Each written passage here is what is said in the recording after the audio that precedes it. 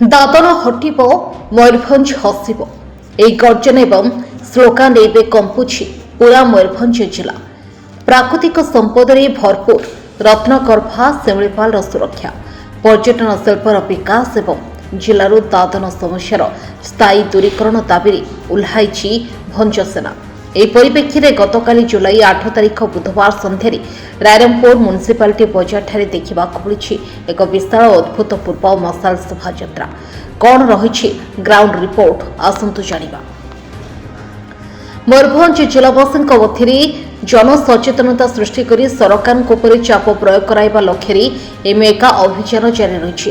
ଜିଲ୍ଲାର ଏକମାତ୍ର ଅଗ୍ରଣୀ ତଥା ଅଣ ରାଜନୈତିକ ସଂଗଠନ ଭଞ୍ଜସେନାର ପ୍ରତିଷ୍ଠାତା କଳିଙ୍ଗ କେଶରୀ ଜେନାଙ୍କ ଆହ୍ୱାନ କ୍ରମେ ଗତ ଜୁନ୍ 17 ତାରିଖରୁ ଜିଲ୍ଲାର ଅଧିଷ୍ଠାତ୍ରୀ ଦେବୀ ମା କିଚକେଶ୍ୱରୀଙ୍କ ପୀଠ ଖିଚିଙ୍ଗରେ ପର୍ଯ୍ୟାୟକ୍ରମେ ଏକ ମଶାଲ ଶୋଭାଯାତ୍ରା ଆରମ୍ଭ ହୋଇଥିଲା, ଯାହା ଆସନ୍ତା ଜୁଲାଇ 12 ତାରିଖ ପର୍ଯ୍ୟନ୍ତ ଜିଲ୍ଲାର ସମସ୍ତ ବ୍ଲକ ଓ ମ୍ୟୁନିସିପାଲିଟିରେ ଚାଲିବ।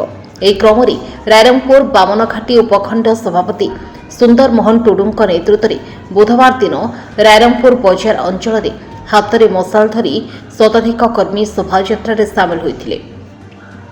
ଏହି ମେଗା ମଶାଲ ଶୋଭାଯାତ୍ରାରେ ଜିଲ୍ଲା କାର୍ଯ୍ୟକାରୀ ସଭାପତି ଇଞ୍ଜିନିୟର ରମଜାନ ବେଗ, ଗୋବିନ୍ଦ ମୁର୍ମୁ, ଶ୍ରୀରାମ ମୁର୍ମୁ, ସାର୍ଖୁ ମୁର୍ମୁ, କୁଆଁର ମୁର୍ମୁ, ସିପଲ ହାଁସଦା, ରାମ ମୁର୍ମୁ, ସାଇପା ହାଁସଦା, ଡୁମକା ମୁର୍ମୁ, ସାଉନା ବାସ୍କେ, ବୁଧରାମ ହେମ୍ବ୍ରମ, ସାଗୁନ ବାସ୍କେ, ନାରାୟଣ ସୋରେନ, ମଧୁସୂଦନ ହେମ୍ବ୍ରମ, ଚନ୍ଦନ ବସ୍କେ, ରାଜା ହାଁସଦା, ସଞ୍ଜୟ ମାଝୀ ଏବଂ ଗୋବିନ୍ଦ ସରେନ ପ୍ରମୁଖ ଉପସ୍ଥିତ ଥିଲେ।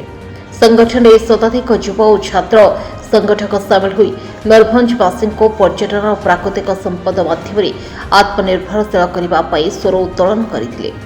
ସ୍ଥାନୀୟ ସମସ୍ୟାର ସମାଧାନ ଏବଂ ଜିଲ୍ଲାର ପ୍ରଗତି ପାଇଁ ଏଭଳି ଅଣ ରାଜନୈତିକ ଜନସଚେତନତା ଅଭିଯାନ ନିଶ୍ଚିତ ଭାବେ ଗୁରୁତ୍ୱପୂର୍ଣ୍ଣ ଭୂମିକା ଗ୍ରହଣ କରିବ। ଆଜିର ଏହି ଯାତ୍ରାର ଆମର ଉଦ୍ଦେଶ୍ୟ ରହିଛି ଲୋକଙ୍କୁ ସଚେତନ କରିବା ପାଇଁ ଆମ ମୟୂରଭଞ୍ଜରେ ପ୍ରଚୁର ପରିମାଣରେ ଶିଳ୍ପ ପର୍ଯ୍ୟଟନ ଶିଳ୍ପ ରହିଛି, ଆଉ ତାକୁ ଆମର ସରକାର ମାନେ ନଜର ପକାଉନାହାନ୍ତି କି ତା ମାଧ୍ୟମରେ ଆମର କେତେ ଲୋକ ରୋଜଗାର ପାଇପାରିବେ।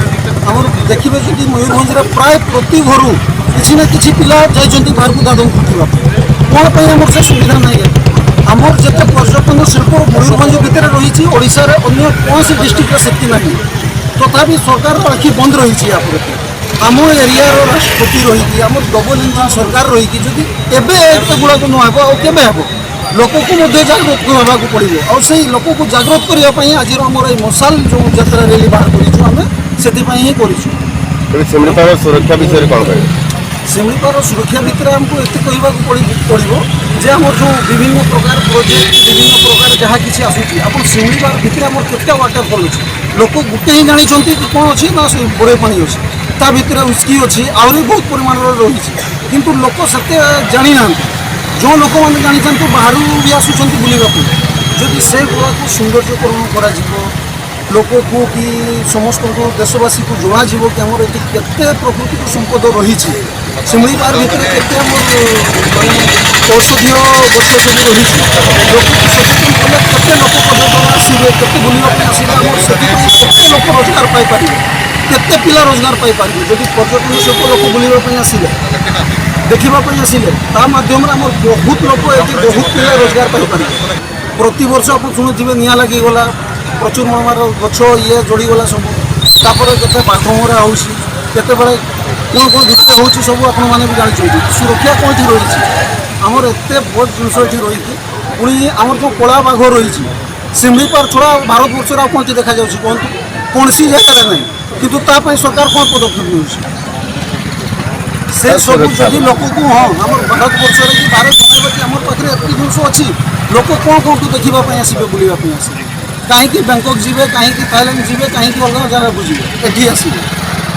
ଆମର ଯେଉଁ ବେଙ୍ଗଲରେ ବି ରହିଛି ଲୋକ ଯାଉଛନ୍ତି ବୁଲିବା ପାଇଁ, କାହିଁକି ସେମାନେ ସଚେତନ କରିଛନ୍ତି, ଲୋକ ଜାଣିଛନ୍ତି। ଆମ ମୟୂରଭଞ୍ଜ ବିଷୟରେ କେତେ ଲୋକ ଜାଣିଛନ୍ତି? ତେଣୁ ଏହା ଆପଣଙ୍କର ସଚେତନର ରାଲି ଲୋକ ଜାଣନ୍ତୁ, ଆଉ ଗଭର୍ଣ୍ଣମେଣ୍ଟର ନଜର ଏହା ପ୍ରତି ରୁହନ୍ତୁ, ଗଭର୍ଣ୍ଣମେଣ୍ଟ ଏହା ପ୍ରତି କିଛି ଆକ୍ସନ୍ ନିଅନ୍ତୁ, କାର୍ଯ୍ୟ। ମୟୂରଭଞ୍ଜ ରାଇରଙ୍ଗପୁରରୁ ଶ୍ୟାମଳନ୍ଦ ପ୍ରଣାଙ୍କ ରିପୋର୍ଟ, ସବୁଜ ନ୍ୟୁଜ୍।